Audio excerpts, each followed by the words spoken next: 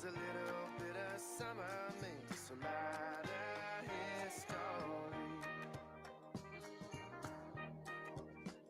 And you look fine, fine, fine. Put your feet up next to mine. We can watch that falling line higher. Say, They put it by the headphone. you and me been catching on like wildfire.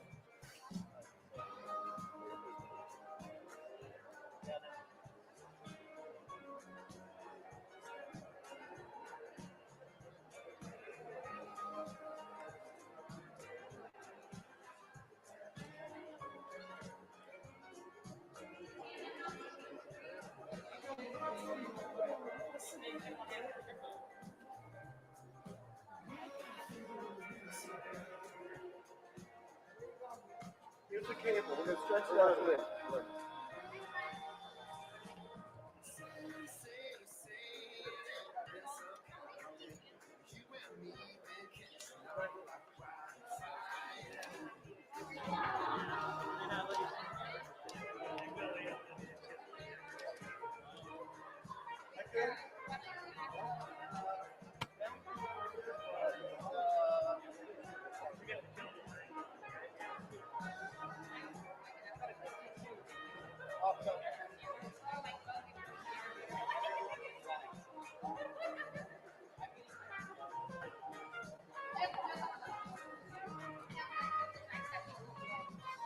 Okay, so you're back on.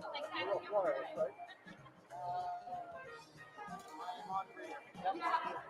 Check.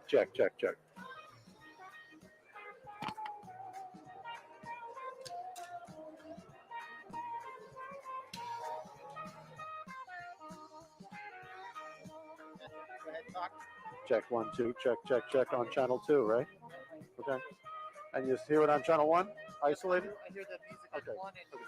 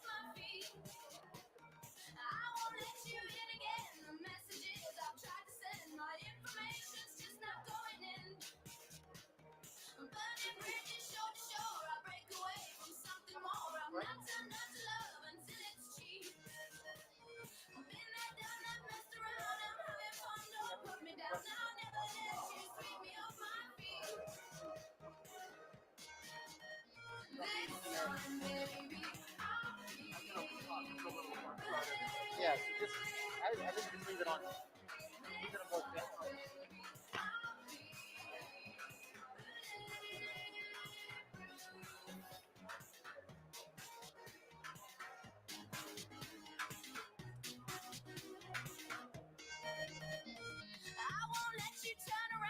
Tell me now, I'm much too proud to walk away from something when it's dead.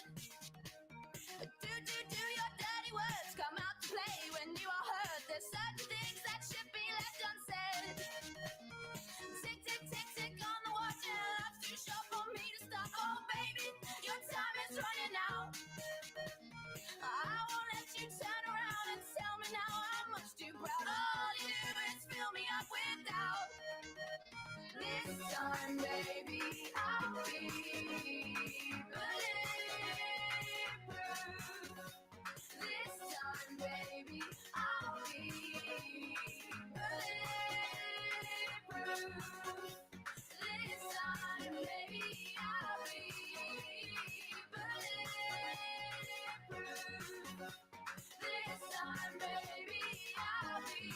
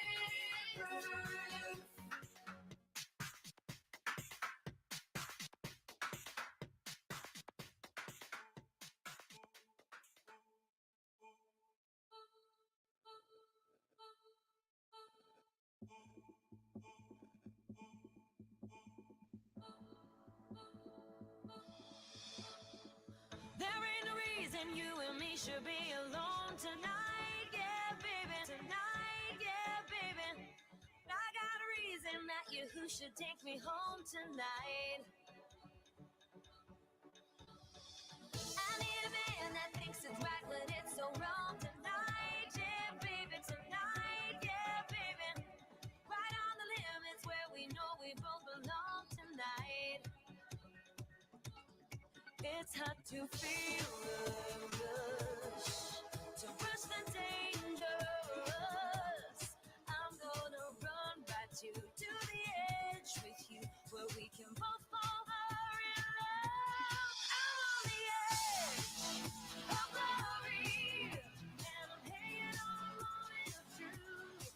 Out on the edge of glory, and I'm hanging on a moment with you. I'm on the edge, the edge, the edge, the edge, the edge, the edge, the edge. I'm on the edge of glory, and I'm hanging on a moment with you. I'm on the edge with you.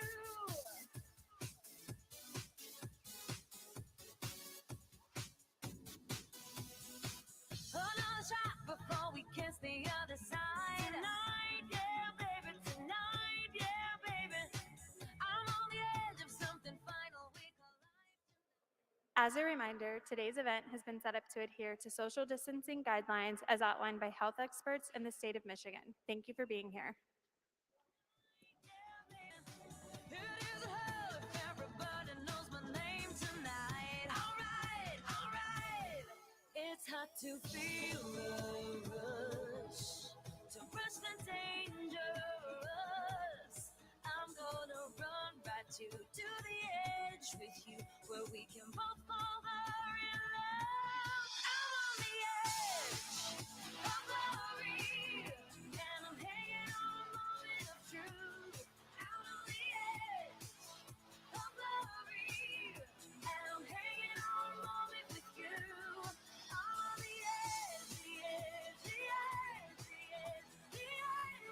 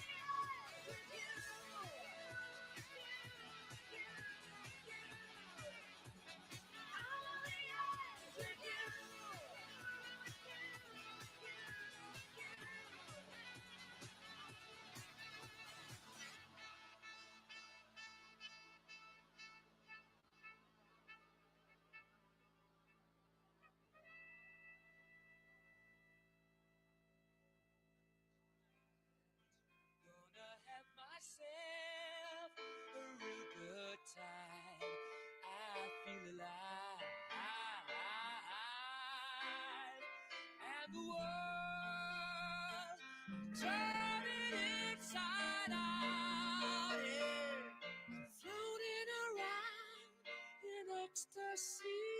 So don't stop me now.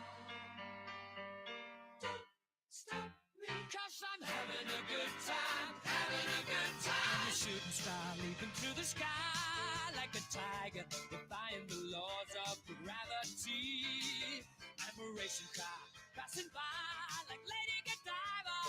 I'm gonna go, go, go. There's no stopping me. I'm burning through the sky, yeah. 200 degrees, that's why they call me Mr. Fahrenheit. I'm traveling at the speed of light. I wanna make a supersonic man out of you. Don't stop me now. I'm having such a good time. I'm having a ball. Don't stop me now. If you wanna have a good time, just give me a call. Don't stop me now. I'm having a good time. Don't stop me now. Yes, I'm having a good time. I don't wanna stop at all. Yeah. I'm a rocket ship on my way to Mars on a collision course. I am a satellite. I'm out of control. I'm a sex machine ready to reload. Like an atom bomb about to explode. I'm burning through the sky. Yeah. 200 degrees, that's why they call me Mr. Fahrenheit. I'm traveling at the speed of light. I wanna make a supersonic woman of you. Don't stop me, don't stop me, don't stop me. Hey, hey, hey! Don't stop me, don't stop me. Ooh, ooh, ooh. I like don't stop me, don't stop me. Have a good time, good time. Don't stop me, don't stop me.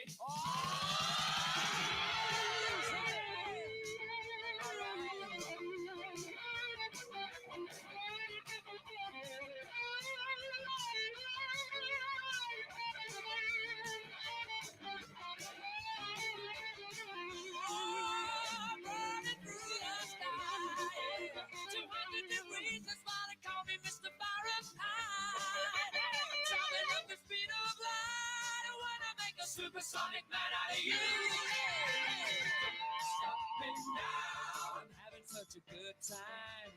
I'm having a ball. Don't stop me now. If you wanna have a good time, just give me a call. Don't stop me now. I'm having a good time. Don't stop me now. Yes, I'm having a good time. I don't wanna stop at all.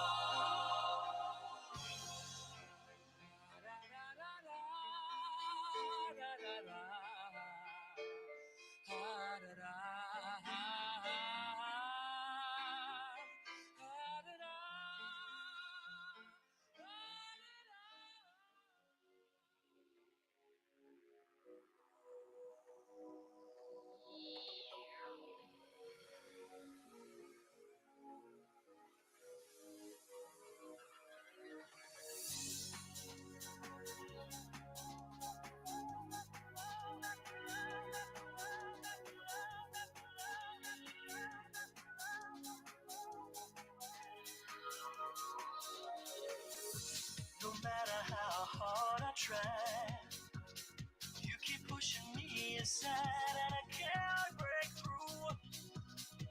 There's no talking to you. It's so sad that you're leaving. It takes time to believe it. But after all said and done, you're gonna be the only one. Oh, do you believe in life after love? I can feel something inside me say, I really don't think you're strong enough now. Do you believe in life after love? I can feel something inside me say, I really don't think you're strong enough now. What am I supposed to do? Sit around and wait for you? Well, I can't do that. There's no turning back. I need time to move on. I need love to feel strong. 'Cause I've had time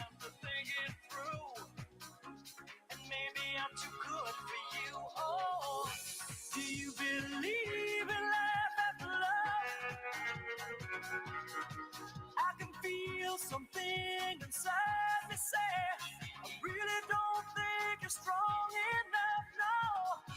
Do you believe in life after love?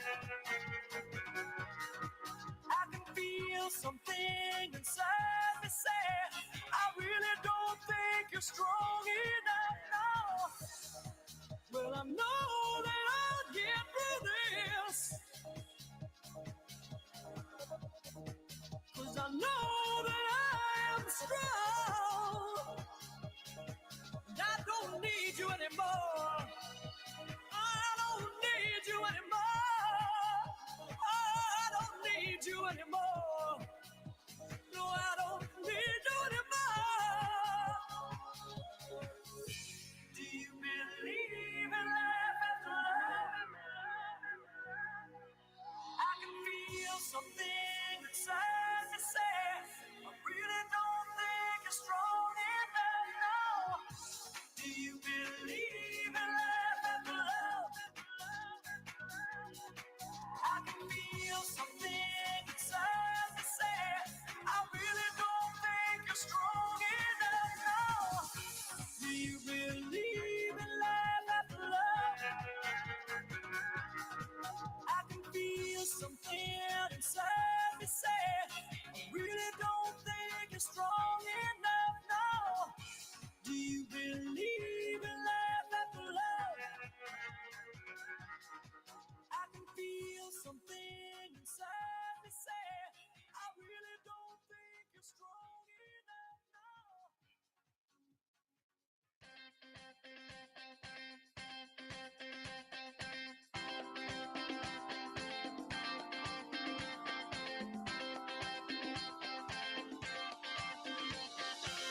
Stop the world for a minute. Is that a tear I see in your eye? This is your chance, this is your moment, baby. Spread your wings, it's time to fly. I've seen them all come and go, and each one takes a piece of your heart. But I know what your dreams are made of. I wait patiently, ready to play my part. If your soul cries out in desperation, and you're helpless from your own fear, when there's nobody left to depend on, I'll be here, right here, lighting the soul fire, lighting the soul fire. Look outside, the world is changing, mean-spirited and insincere. The sky may tumble and the gods may stumble, but I'll still be standing right here. We're introduced as strangers, but there's a mystery that connects us inside. There's an adventure that's forever waiting for you, but only if your spirit is ready to take that ride. When you've lost your way in the wilderness, scared, confused, on your own, feeling betrayed and feeling abandoned, you're not alone. We'll find your way home. We'll follow the soul, follow the soul. We'll follow the soul, follow the soul. We'll follow the soul, fire, the soul. Gonna follow the soul, fire, baby.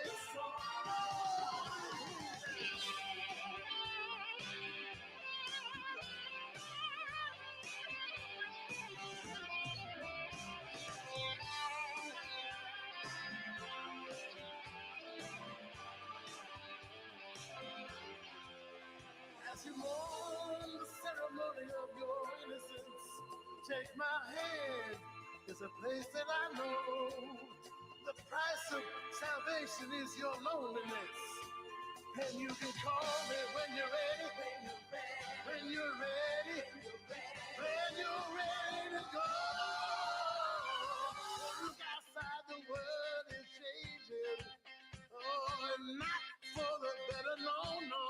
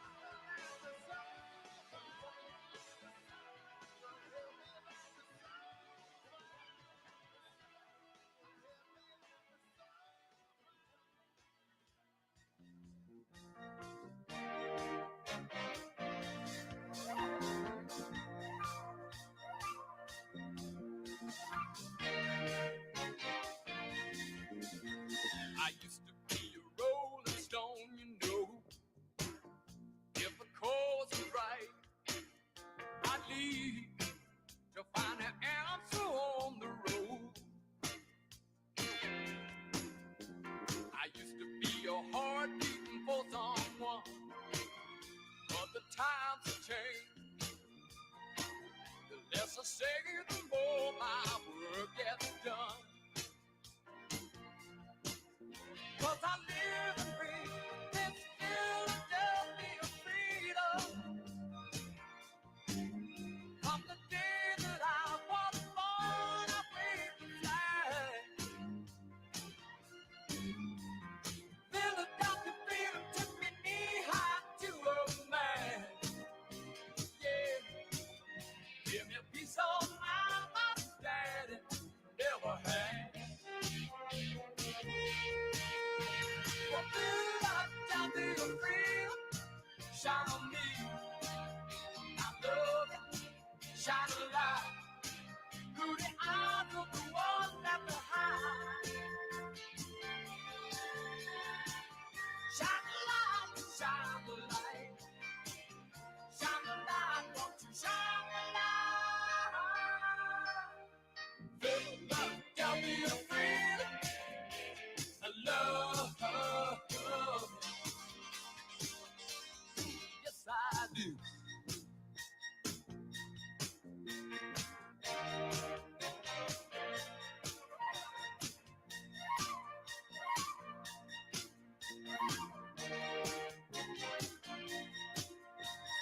If you choose to, you can live your life alone. Some people choose the city, some of them choose the good old family home.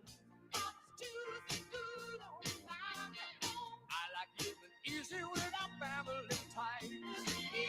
Till the whippoorwill of freedom sat me right between the eyes. 'Cause I live and breathe this Philadelphia freedom. From the day that I was born, I waved the flag. Philadelphia freedom took me knee-high to a man. Give me a piece of mind my daddy never had. Philadelphia freedom, shine on me. I love it, shine a light through the eyes of the one left behind. Shine the light, shine the light, shine the light, won't you shine the light? Philadelphia freedom, I love it. Yes, I do. Ladies and gentlemen, please welcome Senator Gary Peters. Must be somebody up above. Say, come on, Whitney. You got to come on up. You got to. Well, good afternoon, everyone, and welcome. And certainly, I am just so pleased to be here to welcome Joe Biden to Michigan. It is so great to have him back. And we know Joe loves coming to Michigan. He's been here so many times, and we know he loves this state, and he has fought for us on so many occasions. I particularly remember during the financial crisis when our auto industry was in a very difficult spot. And I just say, thank God that Joe Biden stood up for the auto industry and made sure Michigan continued to be the center for the autos. And I'm so happy to be here with Governor Whitmer as well, and all the work that she has been doing to keep folks here in Michigan safe. Governor Whitmer believes in science. She believes in facts. And because of that, our state is in a much better position than we would be otherwise. And then it's great to be here with my colleague, Debbie Stabenow. Debbie shares our passion for healthcare to make sure everybody has access to quality care, whether it's community health centers, reducing the price of prescription drugs, or dealing with mental health challenges. Debbie is my partner. We're the 1-2 punch when it comes to representing the state of Michigan in the United States Senate. But we're here today to talk about healthcare and how important it is for us to focus on the fact that everybody in this country should have access to quality, affordable health care, particularly now while we're in the midst of a pandemic. And what we have learned during this pandemic, that we need leadership. We need national leadership to guide us through this. And Joe Biden has proved that he can deliver that type of leadership. In fact, when we were looking at the Affordable Care Act, as we were passing that at the beginning of the Obama administration, it was Joe Biden who helped lead and usher that through and made it a reality so it became law. Joe Biden, as a result of that, has helped thousands of people all across the state of Michigan and millions all across our country. And it was an incredible fight. I remember that fight as we were elected officials and folks, Republicans, were trying to demonize it and attacking it and fought against us every step of the way. I represented really a pretty Republican district. I had just got elected, and I was the first Democrat since 1893 to represent that district. And as we were dealing with the Affordable Care Act debate, folks said, Gary, if you vote for this, there's no way you're going to get reelected. This is a real Republican district, and they're coming at you. So what did I do? I read the bill. And as I read it, I said, you know, it's not perfect, but it really moves us forward in a meaningful way. And at that time, if you recall, we had a situation where tens of thousands of people died every year in this country because they didn't have quality, affordable health care. So I said, I'm voting for this. I don't care what happens in the election, I'm going to vote for it. But I tell you, I still vividly remember pushing that green button when we went up to vote for it. And I said, this probably means I'm not coming back to Congress. But how often can you just push a button and literally save thousands of lives? That's what we need to make sure we do. And that is why we have to make sure that we understand that that bill is on the ballot this year. Once again, after all that fighting, all that struggling, all the help that it's been for folks all across the country, it is on the ballot now.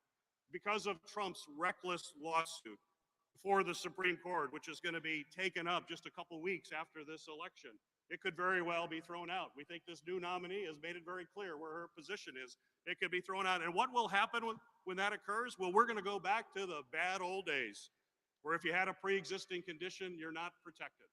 That means 1.7 million people in this state could lose the protections that they have now, even though they have pre-existing condition. And to think we're in a pandemic where those numbers of pre-existing conditions will go up.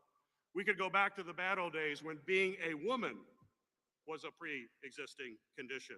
We're going to go back to the bad old days when seniors have to pay higher prescription drug prices on Medicare. We'll go back to the bad old days when folks didn't have access to health care, but because of the Medicaid expansion, including the support from Governor Whitmer to make sure that that happened, 800,000 people in our state now have health care coverage. All of that could go away.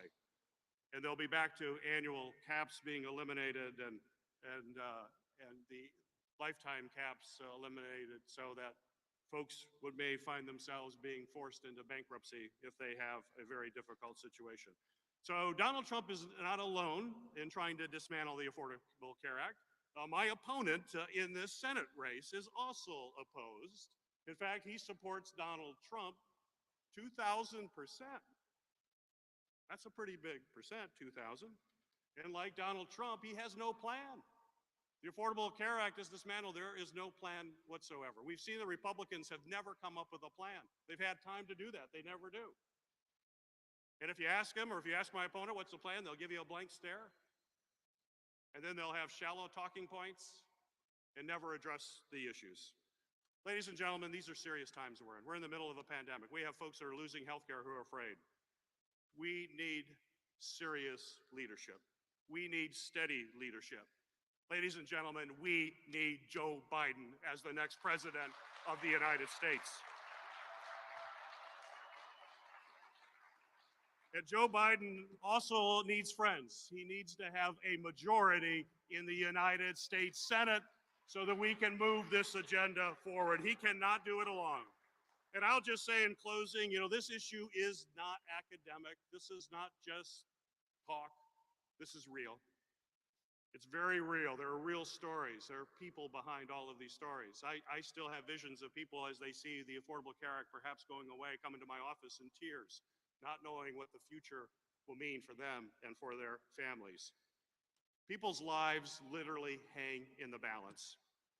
And that's why I'm so proud to have the opportunity to introduce Alexia Mansour, who will share her story of what affordable health care means to her and means to her family. So please welcome Alexia. am everyday people. Yeah, yeah.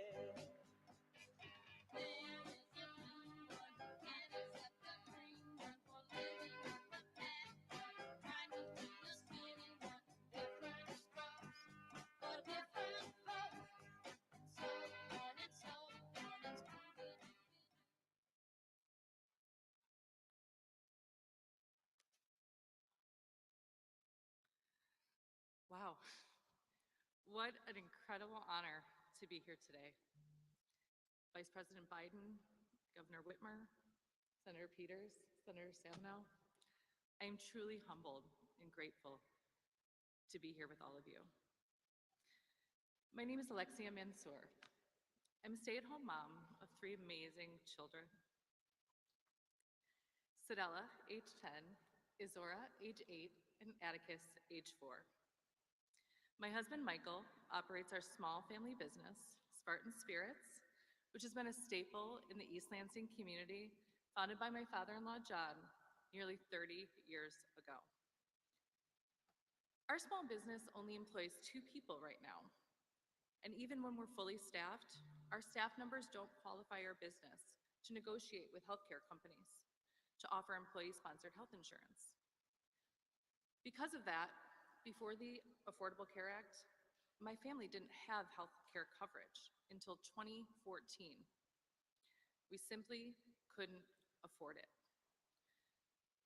To say that's put a lot of stress on our family is an understatement. My husband, like so many Americans, has mental health issues that were always made worse when he couldn't see a doctor or take his medication regularly. I lived in constant fear that if we lost him, my kids would lose their dad. I would lose my husband, and we would lose our business. When I was pregnant in 2010 and 2012, I remember trying to get coverage and being told there's no way to get coverage at rates I could ever afford. It really wasn't until the ACA that we could take a deep breath. You best believe as soon as that marketplace opened up, we were one of the first families that signed up for coverage. A tremendous weight had finally been lifted from our shoulders. We felt protected and safe. And now my husband actually is being taken care of. We can get the exams and testing that we need to have done. We haven't had to switch providers, and the pricing of our medication are consistent and at prices we can afford. I gotta tell you, this has been a really tough year. I know you can all feel me on that. Our business has been hit hard by COVID-19. We chose to close the store for 3 weeks in an effort to protect those around us and to stop the spread of COVID-19. Since reopening, business has been unpredictable at best. And now, with the delayed football season, it's even worse. We've had employees quit because they're scared of contracting the virus at work. My husband works 7 days a week just to keep our business doors open. But knowing that my kids and my family have health care no matter what gives us the peace of mind that we can get through this challenge. When I think about what the Trump administration is trying to do right now, I'm infuriated. They are playing games with my family's lives. This president and this Senate has had 4 years to come up with a plan. They've had 4 years to prove they won't kick people off their coverage. They've had 4 years to show us they'll protect people with pre-existing conditions like my husband. And they've done nothing but try to gut the ACA at every single turn. That's why we need to elect Joe Biden and Gary Peters in November. Joe Biden is someone we can trust. He's someone with integrity who does what he says he's going to do.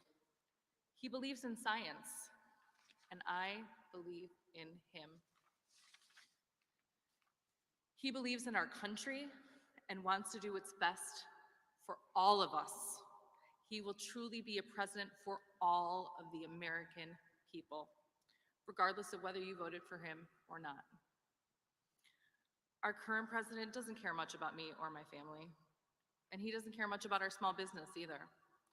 If he did, he would have taken this seriously from the beginning. He would have had a plan. He would have tried to help more Americans. And he wouldn't threaten to gut 20 million people's health insurance during a pandemic. We need to elect Joe Biden and Kamala Harris, and we need to re-elect Gary Peters to the Senate. I truly believe they care about us. They'll fight for us and for our health care. And with that, I'd like to introduce, I'm so proud to say, our great governor, Gretchen Whitmer, and our next president of the United States, Joe Biden. People, keep on learning. Soldier, keep on warring. World, keep on turning. 'Cause the world beats tomorrow. Well, thank you. I am so pleased to be here with all of you, and I'm so pleased that Joe Biden is back in Michigan. Now, we all know this. This is the most important election in our lifetimes, and that's true for many reasons. But one of the most important, compelling reasons is the fact that health care of millions of people is on this ballot. And this is a personal issue. It's personal for so many families. It's personal for me. 18 years ago, I became a member of the sandwich generation. And that simply means I was sandwiched between two members of my own family for whom I was the primary caregiver. My mother at the end of her life and my daughter at the beginning of hers. While my mom battled brain cancer, I was on the phone fighting her insurance company, who was wrongfully denying covering her chemotherapy. There are so many Americans that have a similar story, that have gone through this or are going through it right now. The brain cancer that killed my mom was the same kind that took VP Biden's son, Beau. That period of my life was devastating. It was hard, and it changed me. And that's precisely why I've worked across the aisle to deliver health care for Michiganders, to ensure that we expanded Medicaid. And now 800,000 people in this state have health care because I was able to work across the aisle.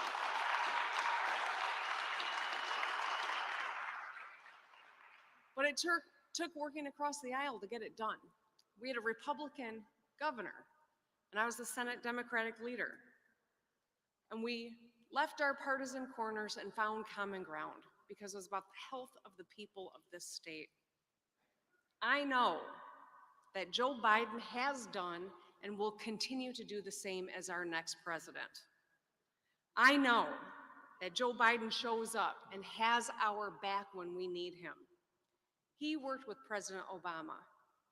He worked to expand healthcare to millions of Americans. He was here during the auto industry rescue. Michigan supports Joe Biden because Joe Biden supports Michigan.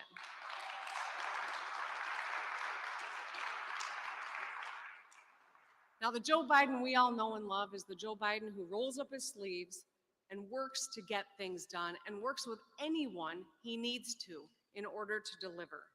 He's made lifelong friends on both sides of the aisle because he's a good, decent human being who cares about Americans, all Americans. He's a fighter who will protect and expand health care, good paying jobs, jobs that people can support a family on. And he will ensure that every American, no matter who they are or where they come from, has a fair shot. Joe Biden knows how to build bridges.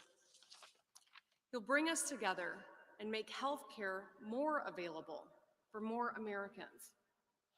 We know that President Trump isn't focused on finding common ground. He's been running a scorched earth agenda for years. And not only does he want to take away health care, but he's in court right now trying to dismantle the ACA that has been a lifeline for so many Americans. Instead of bringing the heat down, he ratchets it up with incendiary rhetoric. Instead of building bridges, he focuses on building walls. He always has been. And in this upcoming election, our choice couldn't be more clear.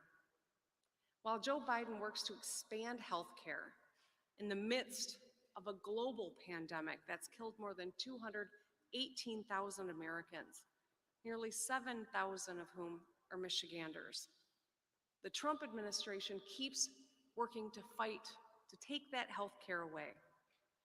Instead of keeping people safe and delivering on federal relief, they deny science. They contradict their own guidelines. They mock people who wear masks. They've even endangered their own supporters. Not only is the Trump virus response threatening our lives and our economy, but the Trump administration continues on their quest that would deny coverage to people with pre-existing conditions, over 4 million of whom are Michiganders. And now COVID-19 that has ravaged our country is a pre-existing condition too. Nearly 8 million Americans have been diagnosed with COVID-19. And if the Affordable Care Act is struck down, those who have been diagnosed are at risk of losing their coverage too. So the difference couldn't be more clear. And that's why I'm optimistic. Because with our historic leadership in the world right now, our phenomenal capacity for cutting-edge research, science, industry, innovation, and manufacturing, America could have and should have led with an informed and unified COVID response that would have saved lives, mitigated the economic fallout, and made us a global leader, the envy of the world. But the sad truth is the Trump administration never had a plan to protect Americans. They squandered our might and our capacity by making this public health crisis, a political football. It did not have to be this way. Tens of thousands of American deaths could have been avoided had the president treated COVID-19 like the crisis he knew it to be from the beginning. More than 60 million people have filed for unemployment in the United States. 218,000 deaths, lines of people at food pantries. Americans banned from traveling to other countries. And the COVID numbers keep going up. It is still getting worse. So to the Americans everywhere who've been devastated by this pandemic, there is good news. There's an incredibly decent man who is running for president of the United States, who is fighting for you and your family. To the moms who are at home, working, trying to get their kids logged onto Zoom, getting the laundry done, taking care of the family. Joe Biden works for you. To the small business owners who've spent a lifetime building something great and are hanging on by their fingernails, Joe Biden works for you. To the grandparents who haven't been able to see, much less hug their grandkids, Joe Biden works for you. And to the hundreds of thousands of Americans who've lost a loved one, Joe Biden's working for you too. Ask yourself this: which candidate can get COVID-19 crisis under control? Which man is going to get us back to work? Who could bring us together as a nation? You know, in most years in presidential elections, there are two decent choices. This year, there is one: Joe Biden. We must all vote like our lives and our livelihoods and the soul of our nation depends on it, because they do. And with that, I want to introduce you to my friend and our next president, Joe Biden.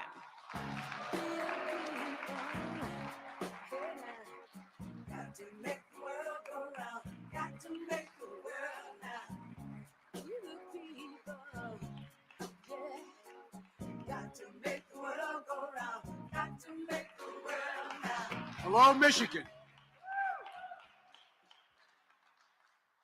Hi, how are you? What's your name? Sam, good to see you, man. Thanks for being here. Appreciate it. Alexia, thank you for taking the time, telling your story. It's important. Unfortunately, there are an awful lot of stories like yours all over America as I travel the country. Too many. Don't have to be. And folks, it's great to be back. It's great to be here. There's not a better governor in the United States of America than Gretchen Whitmer. That's a fact. I've met virtually all of them. And Gary, we badly need you back in the United States Senate, pal. We badly need you back in the United States Senate. And my sister, Debbie Stabenow. God love you, Debbie. We worked so closely together for so long, and as vice president as well.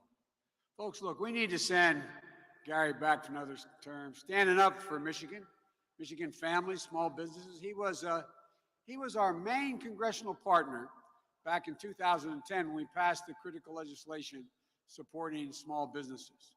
I remember the president giving me the responsibility to go out and round up support. The person my go-to guy to get it done, I mean it sincerely, was Gary.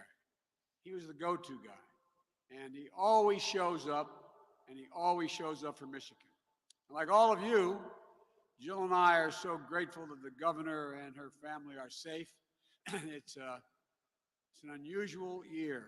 Governor, you've been through a lot, but my Lord, you are a leader. You stand up straight and tall, and you don't bend.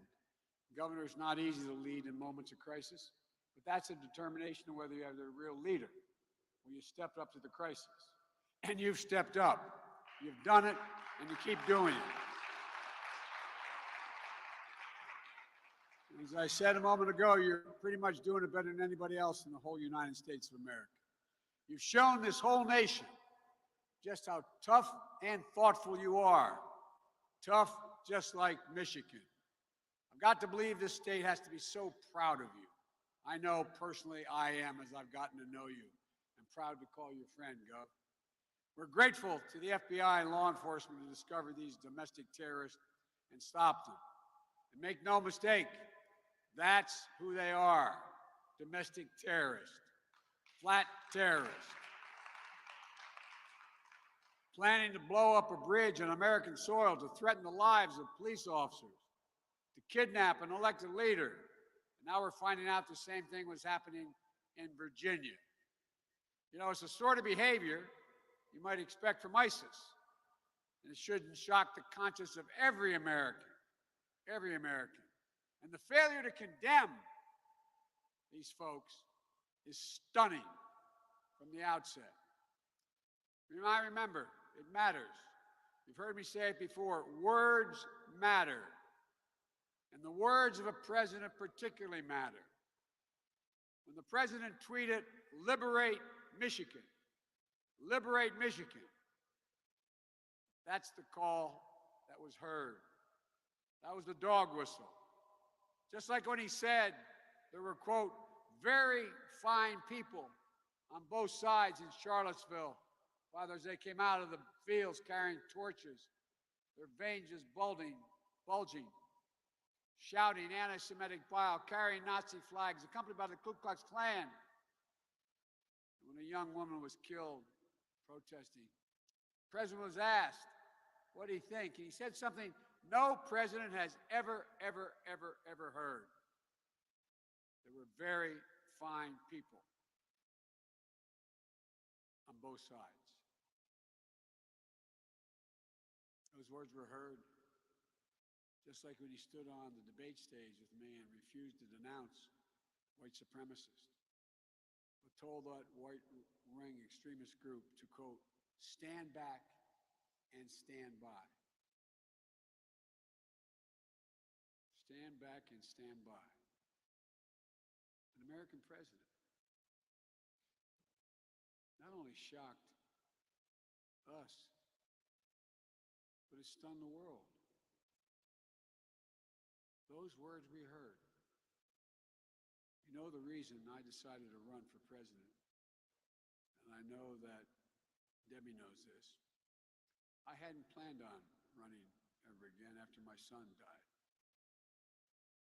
But when I saw those folks coming out of those woods, I thought, how in God's name can we remain silent? I said at the time, it was somewhat not criticized, but people didn't think it was, well, I don't know what it was. When I said, I think we're in a battle for the soul of America. I think we are. What I saw at Charlottesville and the president's response to it is why I went to Gettysburg Battlefield in Pennsylvania last week.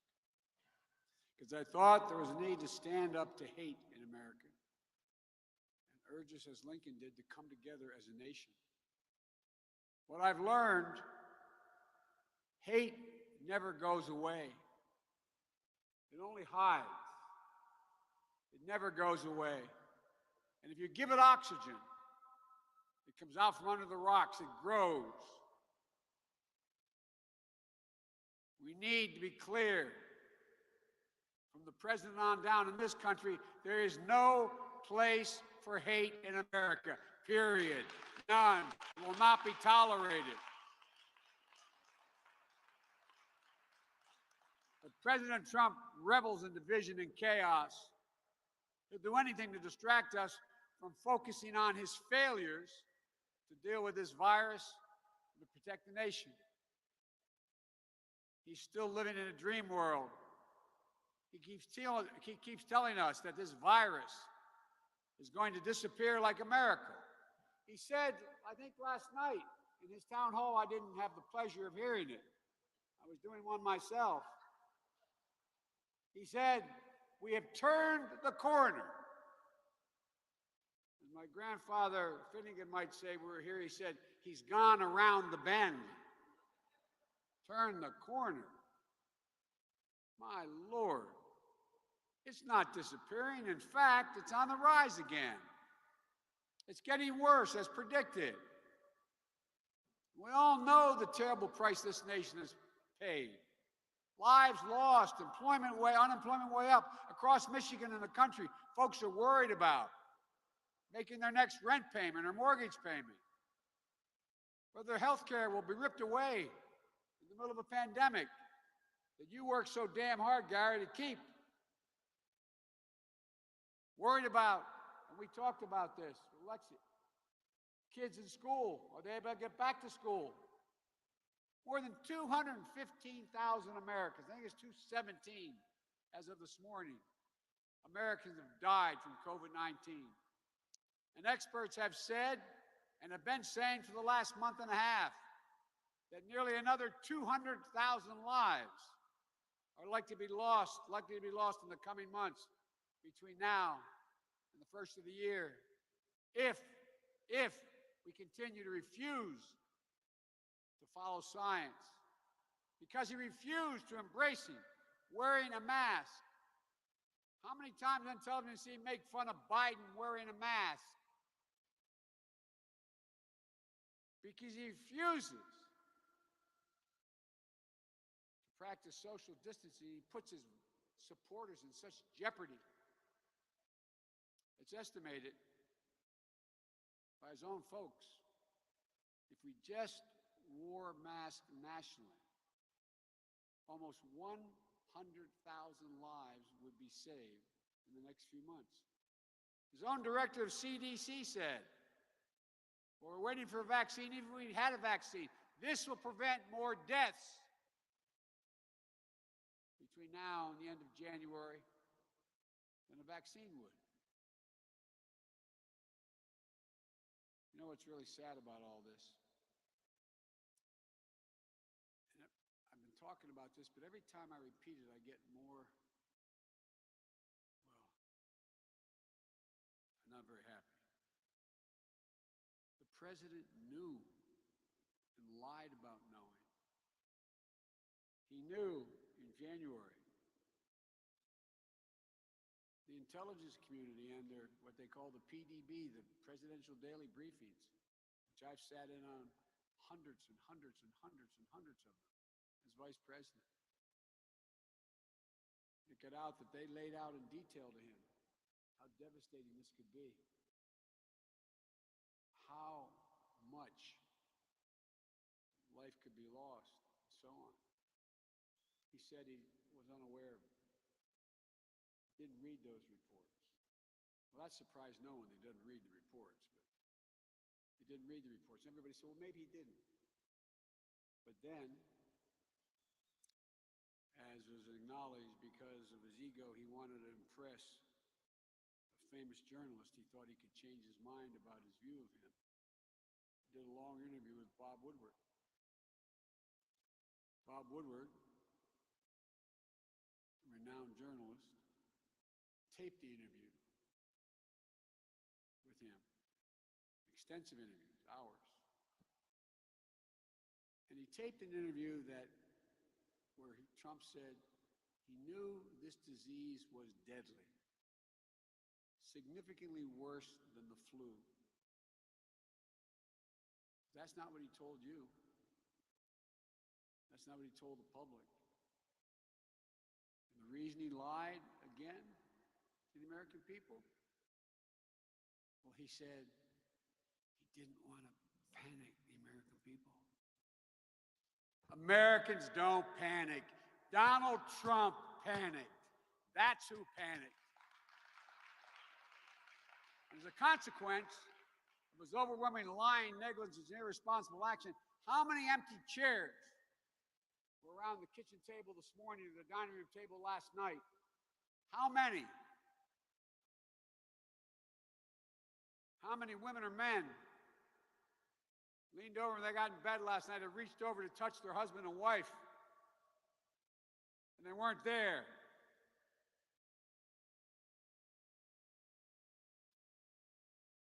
You all know what loss is. It's profound, especially when it was avoidable, much of it. But mishandling the pandemic isn't enough for Trump. On top of that, he's still trying to take away your health care. Trump's still determined in the midst of this pandemic. And by the way, if the projections, pray God they're not right, Father. If they're right, though, in the next several months, there'll be over 200,000 additional deaths.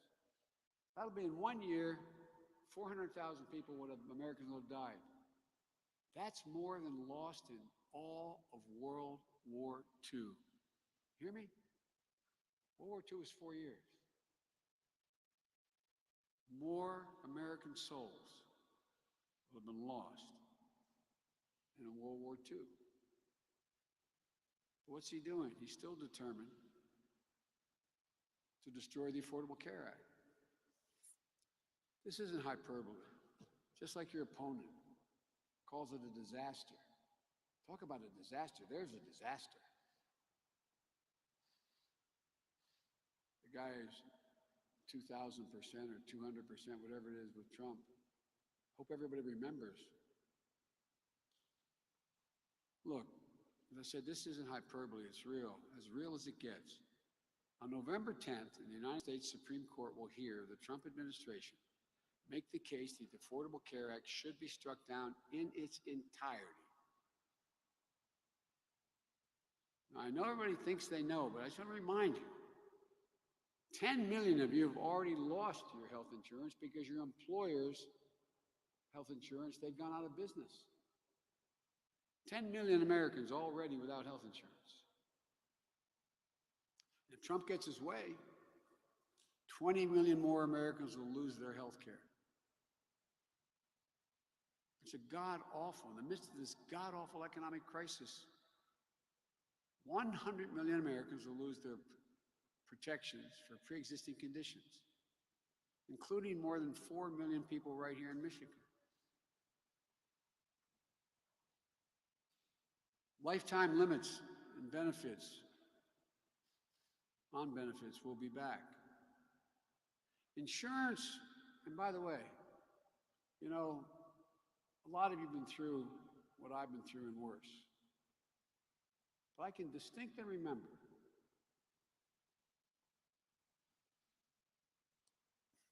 sitting on a bed with my beau, my son, who came back from, the Attorney General came back from a year serving in Iraq, which this president talks about losers who serve. Losers.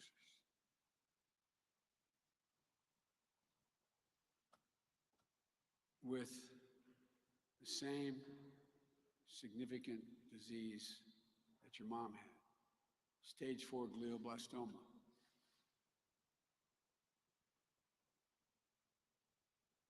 When it was diagnosed, when he got home, we asked the docs. It was only a matter of months, not if, just months. We never gave up hope. But I remember watching him on that bed. He made it almost 16 months.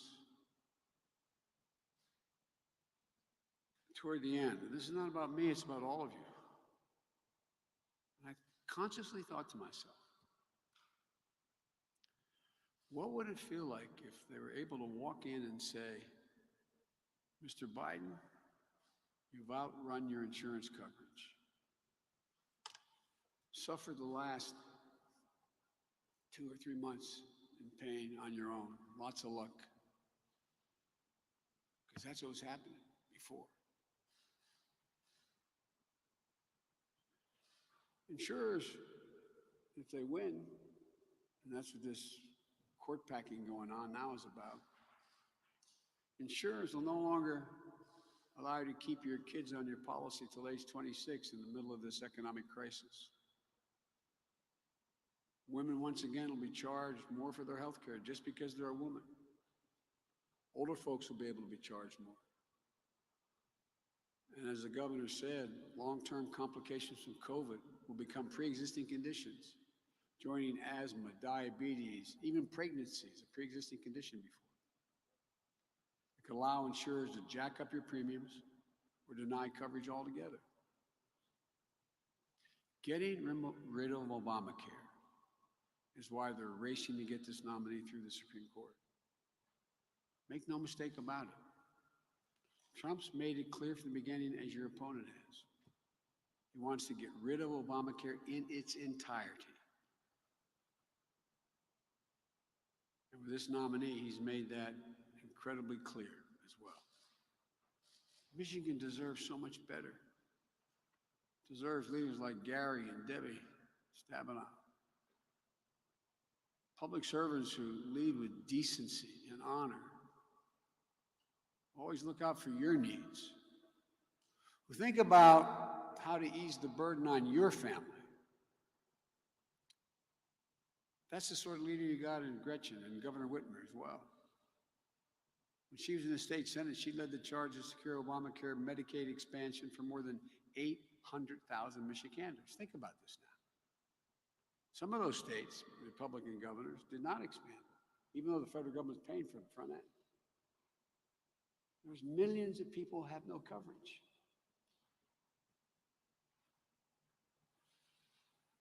After we passed Obamacare, with the help of Debbie and Gary, with Debbie Stabenow and Gary Peters, we were able to reduce the uninsured rate by 55% here in Michigan.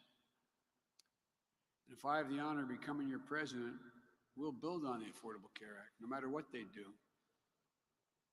You can choose to keep a private plan if you still have one, because some of the private plans negotiated with the UFW and others are good plans.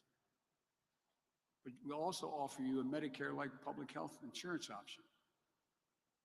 It'll force private insurers to keep premiums low and offer better coverage because it's for the first time you'll have to compete for your business against a public insurer that doesn't have the profit motive in mind.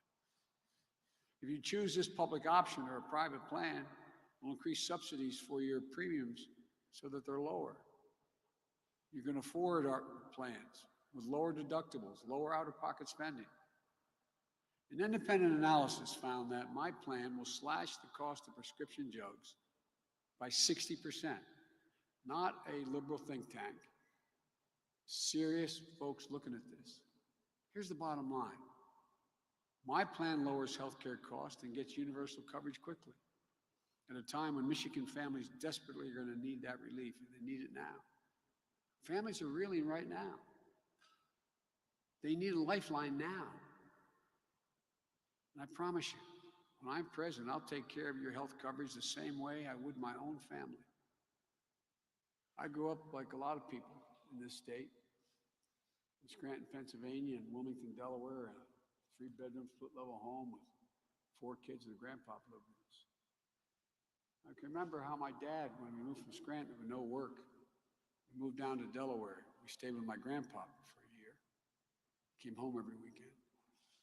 Finally got a job. We got an apartment we lived in, and ended up being Section 8 housing years later, but it was decent. We were happy. It took my dad about 3 years to get a job good enough that he could actually buy a home. He bought that small home at the time of suburban sprawl was going on. There were 70 homes like it, 3- and 4-bedroom homes. But the walls were thin. I look back and I wonder how my mom and dad did it, come to think of it. I remember one night my dad's being really restless. You could hear him restlessly rolling in bed. Our bedroom was next to it. I asked my mom the next morning, "What's wrong with Dad?" He said, "Honey, it's complicated." I said, "What's the matter, Mom?" I was like 14 years old. So, well, his company just lost his health insurance. We're going to be okay, honey. I go, all the people rolling around in bed tonight, tomorrow night, last night. Trump doesn't see things this way. Because he only sees the world from a Park Avenue perspective. I'm not being a wise guy, I'm being literal. He can only see from his penthouse, Wall Street. I see the world from where I grew up like many of you. I grew up in Scranton, as I said. My mom taught me. My mom had a backbone like a ramrod. My mom taught me, she said, "Joey, look at me, look at me." Because I used to study, she said, "Nobody's better than you, Joey. But everybody's your equal." That's how I was raised. I think you and I, we measure people, whether you're a Democrat or Republican, we measure people on the strength of their character, honesty, decency, recognizing that some things are bigger than just your self-interest. That's what America's about. That's who we are. It's about family, respect, decency, honor, opportunity. Our families and yours, we weren't asking for anything, just a shot, just an even shot. Given a shot, the American people have never, ever, ever, ever, ever let their country down. That's what Michigan needs now. A shot to come back strong. That's what you needed 10 years ago in your automobile industry. The heart and soul of Michigan was on the brink. My state used to be an auto state. Small population, we had the highest percentage of auto workers of any state in the nation because we had less than 1 million people. The largest General Motors and Chrysler plants outside of Michigan. But you all remember like I do. You remember what it was like yesterday. When Barack and I decided we had to bet on Michigan. Remember all the blowback even from some Democrats. We can't compete. We bet on auto workers. We bet on the UAW. And they came through and it paid off. For real. The industry wasn't in trouble because the auto workers were in trouble because of management decisions. Over the objective of many, we stepped in and rescued the automobile industry. General Motors and Chrysler saving over 1 million jobs by that one deal.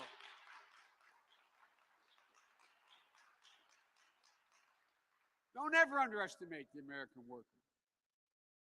By contrast, on Donald Trump's watch, we were in a nationwide manufacturing recession before COVID struck.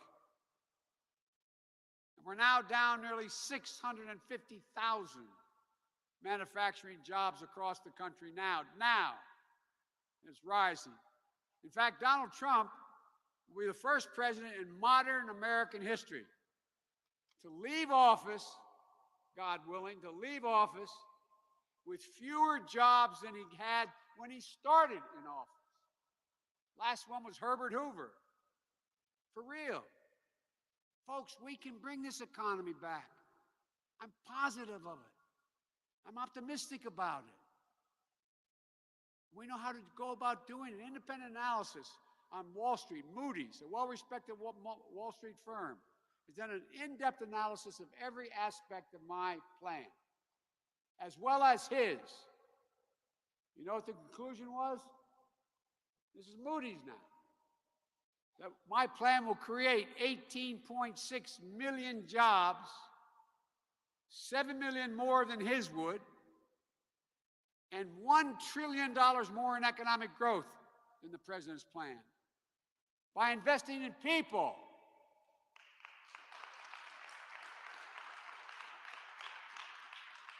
And by the way, you see these ads here in Michigan. Biden's going to raise your taxes. Once again, flat, unadulterated lie. No one who makes less than $400,000 a year will pay a penny more. If you make more than that, you're going to start paying at the rate you paid under the administration of George W. Bush, at 39.6%. But I'm going to ask big corporations and the very wealthy to pay their fair share for a change. Trump's more than $2 trillion tax cut, I'm going to roll back $1.5 trillion of that in the giveaways of the biggest company in the top 1%. And the money we raise will invest in working people, growing the middle class. And this time, make sure we bring everybody along. Black, white, Hispanic, disabled, everyone comes along. An outside economist said my plan will create millions of good-paying union jobs in manufacturing. We're going to invest in building more resilient infrastructure. Remember, the president said, I have an infrastructure plan in 2017, and then 2018, and then 2019, now 2020. He doesn't have any plan. I'm going to build a resilient infrastructure, creating good-paying jobs, building roads and bridges and ports. 1 million new jobs in affordable housing units. Excuse me, 1 million new affordable housing units. High-speed broadband for every household. $100 billion to rebuild our crumbling schools. One of the reasons we can't send our kids back to schools, a lot of them aren't even safe now. We're going to retrofit, as we started in our administration when the president allowed me to run the Recovery Act. We're going to retrofit 4 million buildings and weatherize 2 million homes. That alone will save hundreds of thousands of millions of barrels of oil. And it's all going to be done by certified union labor.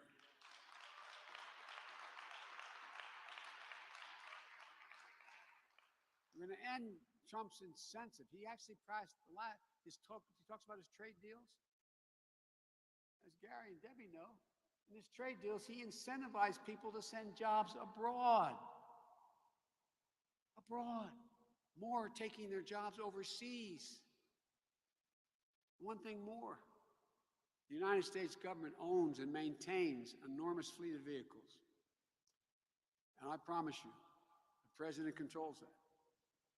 I'm going to convert those government fleets into clean vehicles made of and sourced right here in the United States of America. I'm going to expand the capacity so the United States, not China, leads the world in clean vehicle production.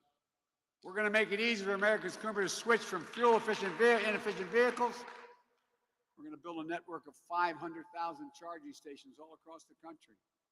Offer consumer rebates to swap older, inefficient, fuel-inefficient vehicles for new, clean, American-made models. And together, This will mean, according to the estimates, more than 1 million good new jobs in the American automobile industry because we will own the electric vehicle market in the world. Folks, I guarantee we can do this, but we have to come together. I remember you and I talking, Gov, when I was running for the nomination and my saying we had to unite the country. You're the only one that thought I was right, I think. We said, it used to be the old days. Yeah, Joe, you got a lot done. You used to walk across the aisle, get a lot done, but everything's changed. Well, folks, if we can't unite the country, we're in trouble. America and our system runs on consensus. Compromise is not a dirty word. I'm running as a proud Democrat, but I'm going to govern as an American president. I'll work as hard for those who don't support me as those who do. I do not see America in terms of red and blue. Bringing the country together, that's the job of a president. It's a duty to care for everybody. We can be so much better than what we see. We can be what we are at our best when we're the United States of America. But folks, you have to vote. And people are turning out here in this state in overwhelming numbers around the country. If you have any doubt, go visit iwillvote.com/M-I. Early voting is happening now. In every city and township clerk's office in the state. You can register and vote in one quick stop. If you have your ballot already, mail it or drop it in a drop box today. Don't wait, vote. And don't just vote for me and Senator Harris and Gary as well. Vote all the way down the line. We're going to need Gary back in the United States Senate, looking out for Michigan families, because we're going to win back the United States Senate. And when we do, we're going to change things. Folks, it's time, I really mean this, to restore the soul of America, to rebuild the backbone of this country, the middle class. This time is to bring everybody along. Debbie may remember my colleagues in the caucus used to kid me, because I'd quote President Kennedy when he was about going to the moon in his famous speech. Everybody remembers different parts of it. The line I remember more than anything else, he answered the question that was implicitly being asked. Why are you doing this? And he said, because we refuse to postpone. I refuse to postpone the work America must do now to bring this country back. There's nothing beyond our capacity. There's no limit to American future. The only thing that can tear America apart is America itself. No other country can do that. Everybody knows who Donald Trump is. We have to let them know who we are, what we stand for. We choose hope over fear, unity over division, science over fiction, and yes, truth over lies. So folks, thank you. May God bless you, and may God protect our troops. Thank you, thank you, thank you.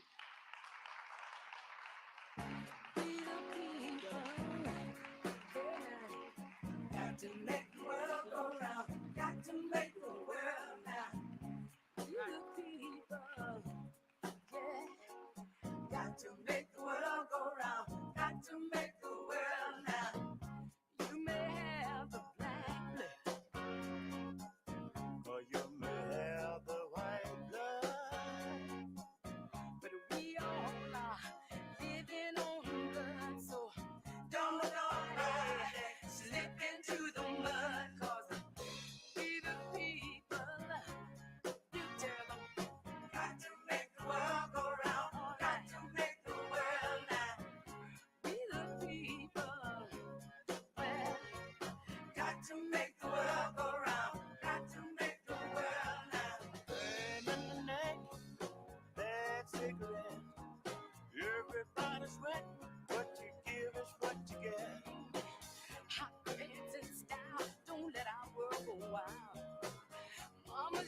is Charlie.